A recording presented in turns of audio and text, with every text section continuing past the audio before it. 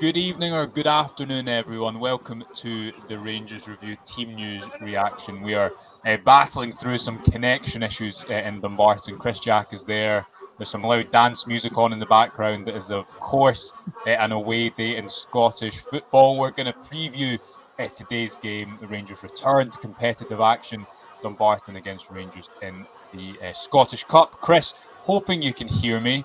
If you can, how's it going? What's the weather like? What's the pitch like? And what are you thinking ahead of this one?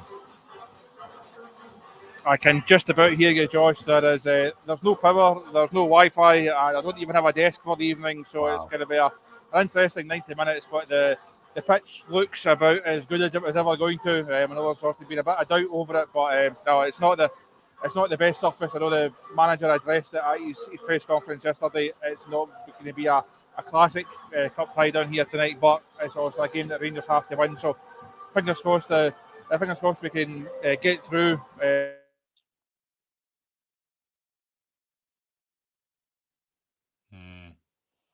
Well, just as Chris was telling us he's lost power, it looks like he has cut out, so we'll take him out there. Luckily, I have the team to pull up ahead of us while Chris tries to find some signal. I appreciate everyone sticking with us. Let's talk through the Rangers team. We'll get through some comments and look ahead to this game. No major real surprises for Rangers. The obvious change in goal is that Robbie McCrory comes in for Jack Butland. I believe this is Robbie McCrory's first start under the new manager. Back four of James Tavernier, Connor Goldson, John Suter and Ridvan Yilmaz. We'll try and bring Chris back in. We'll work around with it. I'm just saying, Chris, we're going to bring you in as an impact sub, and we'll see how long you stay with us. And we're just talking through the team. We've got Nico Raskin and John Lundstrom in the midfield. Ross McCausland, Todd Cantwell, and Rabbi Matondo. I think it's a big chance in a way for Rabbi Matondo, and I know that it maybe is a bit of a strange comment because it's a bit of a run-of-the-mill game, but we'll return to that talking point.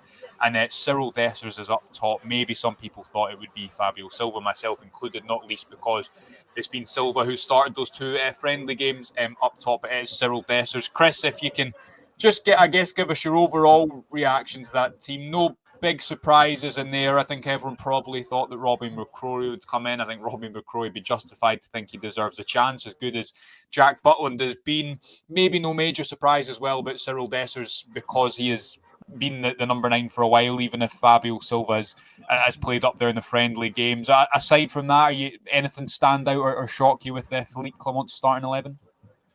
Not really, no. I think it probably highlights that Silva, we discussed him on the show the other day there. If it had been Jack Butland, I don't think it would be a massive surprise, but it's a good chance for McCrory. He's obviously had to be very, very patient this year. He started the season hoping to be number 1.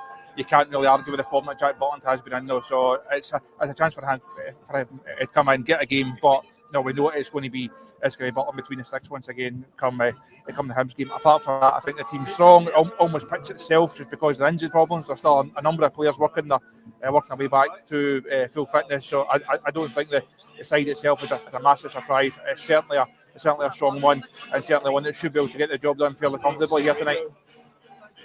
Yeah, I agree with you on that, Chris. I mean, the thing that stands out to me, I want to get straight into the topic of Rabbi Matondo. The reason I think this is a big chance for him and a big game for him, Chris, is because we've seen him come on in games where there's space and make an impact in those type of games. But the games he's really going to have to impact is when there's no space, when you're sitting against a low block. That's what I think the winger needs to do at Rangers. I think that's what McCausland's managed to do and kind of play a mature game, not take on your man all the time, slow down and speed up the game at the right moments. He obviously scored that goal in midweek against who was FC Copenhagen, Chris, and agree with my point. This isn't a game that's going to swing the narrative of his Rangers career, but these are the type of games, the run-of-the-mill games, you have to impact when there's not as much space if he wants to kind of make that left-hand spot his own while Seamer's away, especially.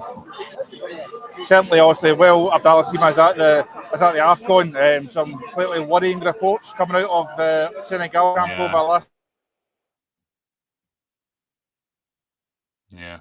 Oh, tell you what, we've lost Chris again, so we're gonna. And I've seen some comments there saying, "Is Chris gonna start rapping?" And I hoped he wasn't about to either. So we'll go straight into it. To flesh out my Rabbi Matondo point before we get into some comments. I think actually the game that stood out to me the most from Rabbi Matondo's season so far was the Rangers League Cup game against Morton.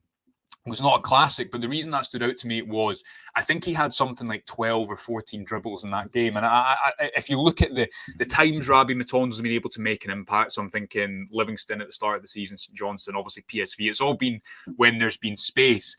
The two other times this season where he's been able to make an impact, I think, was in that in that Morton League Cup game and in the Aberdeen game away from home when he won the corner. I think the Rangers scored a penalty from him, and he also created that chance for Sam Lammers. And I just think that Rabbi Matondo has all the attributes.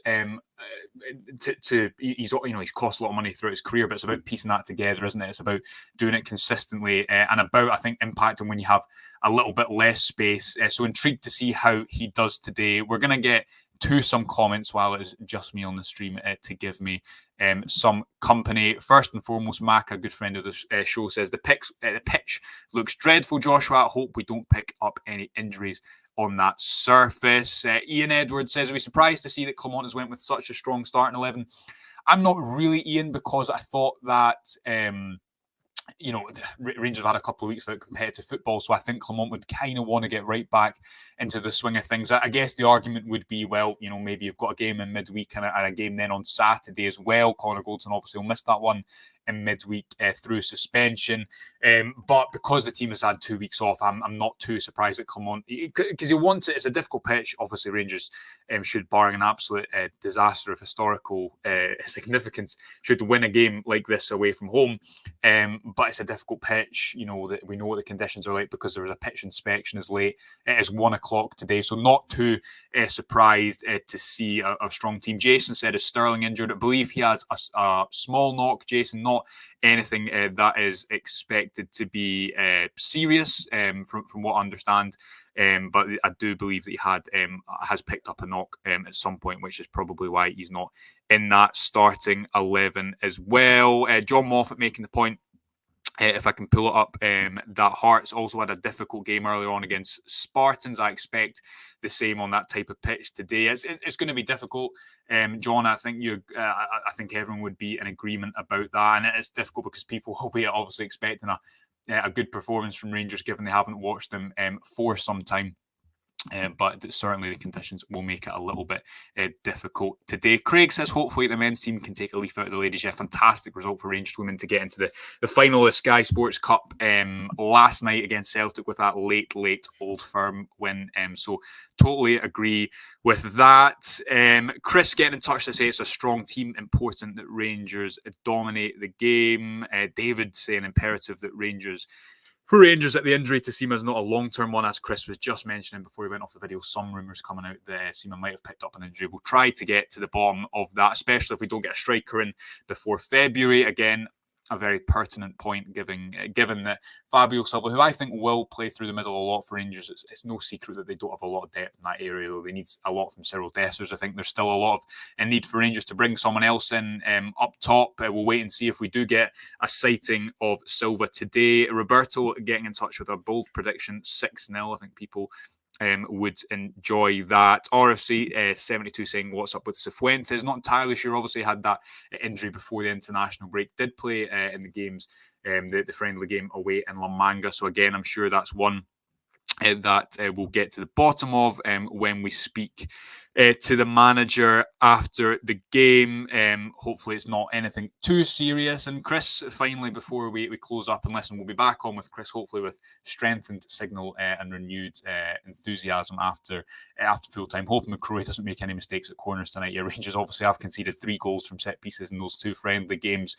Connor Goldson is in there, which I think should make a difference, but definitely something I'm sure that Dumbarton will have looked at. They'll want to cause a shock.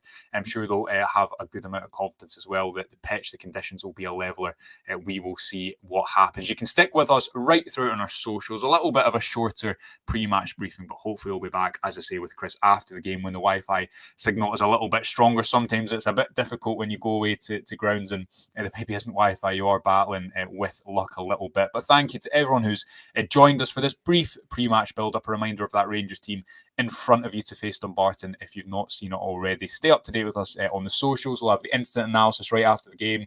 It will be live for a little bit longer after the game, talking about it in much more detail. Got some great content coming for you on Sunday and Monday on the Rangers Review, an exclusive two-part interview with Zeb Jacobs, the Academy Director, so keep your eyes peeled for that.